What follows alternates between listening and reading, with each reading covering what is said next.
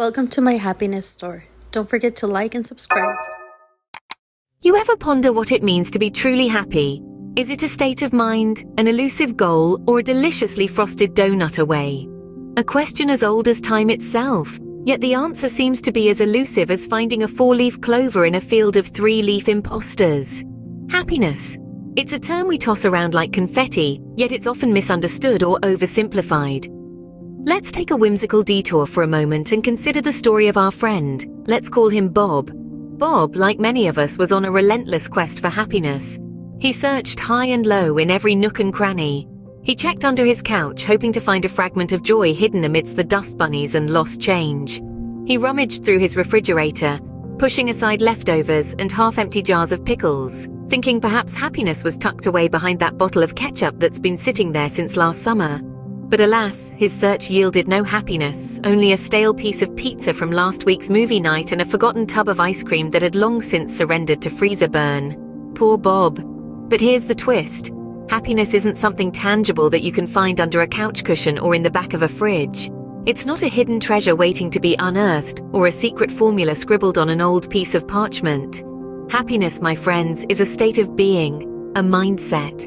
It's appreciating the little things, finding joy in the mundane, and learning to dance in the rain rather than waiting for the storm to pass. It's about embracing the journey, not just the destination. So in our quest for happiness, perhaps we need to stop looking for it in all the wrong places. Maybe we need to stop treating it like a lost sock we're desperately trying to find, and start treating it like the precious gem it truly is. Turns out, happiness wasn't hiding in his refrigerator, but who doesn't enjoy a midnight snack hunt? Ever noticed how one person's joy could be another's nightmare?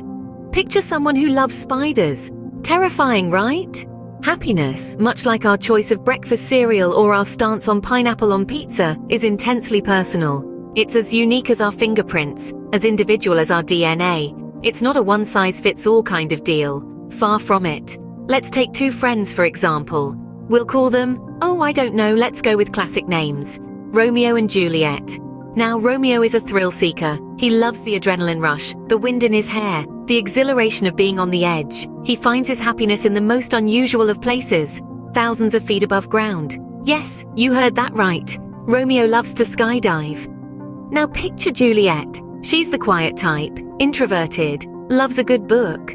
The idea of jumping out of a perfectly good airplane is her idea of a nightmare. She'd much rather curl up in a cozy corner with a steaming cup of tea and a captivating novel. Her happiness is found in the rustle of pages, in the smell of old books, in the world she can escape to within their covers. Two friends, two completely different ideas of happiness.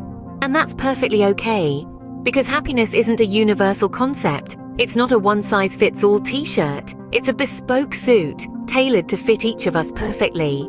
So if you're sitting there, thinking that your version of happiness is somehow wrong because it doesn't match what everyone else seems to be doing, don't. Your happiness is yours. It's personal. It's unique. It's perfectly tailored to you. And remember, happiness isn't about doing what everyone else is doing. It's about finding what brings you joy, what makes your heart sing, what puts that silly little grin on your face. So remember, if skydiving doesn't make you giddy, it's okay. There's probably a good book waiting for you somewhere. Some people think happiness is a destination, like Disneyland or the supermarket when there's a sale on ice cream. Now, imagine this. Picture a man named Bob. Bob's a pretty average guy, loves hiking, and has this grand notion that reaching the summit of Mount Everest will be his ultimate source of happiness. So, Bob starts training, grueling hours at the gym, countless miles of hiking, and a diet that would make a rabbit feel carnivorous. He's got his eye on the prize, this pinnacle of joy waiting for him at the top of the world. As he prepares, he's so laser-focused on that peak that he barely notices the small joys in his journey. The laughter shared with fellow hikers, the taste of victory in every personal record broken, the quiet peace of nature. Fast forward, Bob's at the base camp looking up at the towering peak.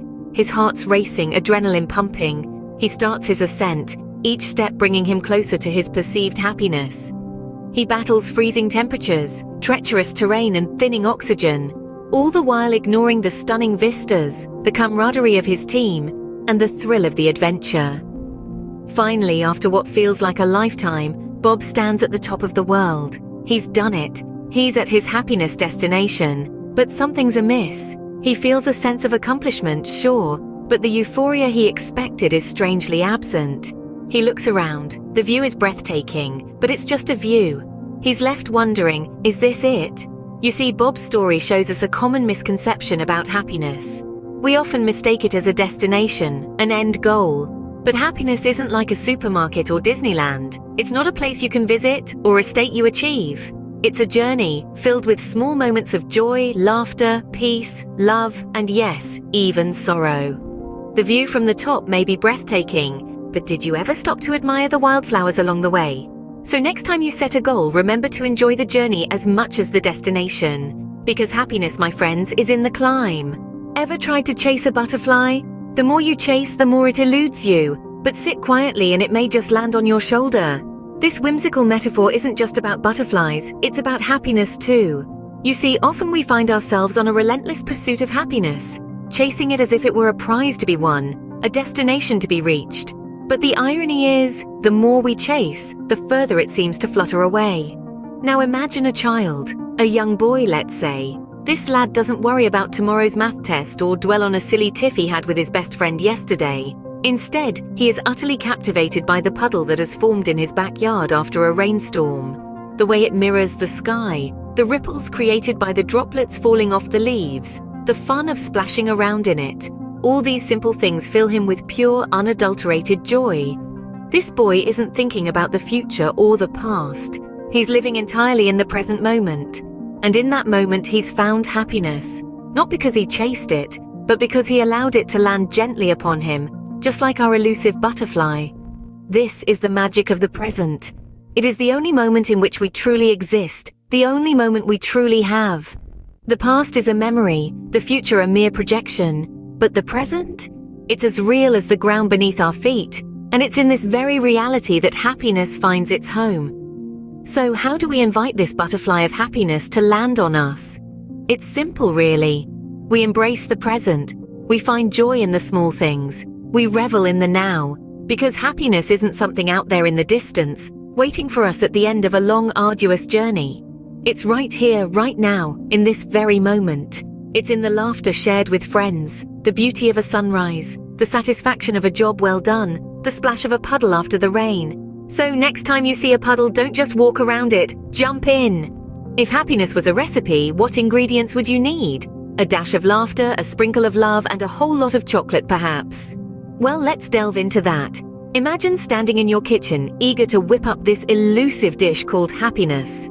The recipe isn't set in stone, and to a large extent it depends on you. Yes, you, the master chef of your own contentment. Start with a base of love, not just from others, but primarily for yourself. Love is the flower that binds the entire happiness cake together. It's the magic ingredient that gives you the courage to be who you are, to accept yourself and to grow. Next, we add a generous portion of peace. Nothing quite like the serenity that comes from knowing your own worth and refusing to let anything disturb that calm. It's like the baking soda that gives your cake the rise, the puff, the lightness. Then comes a dollop of contentment. It's the sweetener, the sugar in your recipe. It's about appreciating what you have while aspiring for what you want. It's about finding joy in the journey, not just the destination. Now sprinkle in some laughter. It's the icing on your cake, the cherry on top. It's the refreshing zest that brightens up even the dullest days. Because life is too short to be anything but hilarious, right? And yes, a whole lot of chocolate. Because, well, it's chocolate. It's the comfort food of the soul. It's about indulging in the things that bring you joy, even if it's as simple as a bar of your favorite sweet treat. Happiness, my friends, is a recipe as unique as you are. It's a blend of love, peace, contentment, laughter, and a bit of indulgence. It's about understanding that it's okay to not be okay sometimes, and that it's okay to take time for yourself, to heal, to grow, to love. So go ahead, bake your own happiness cake, and remember, it's okay to eat the whole thing. We won't judge.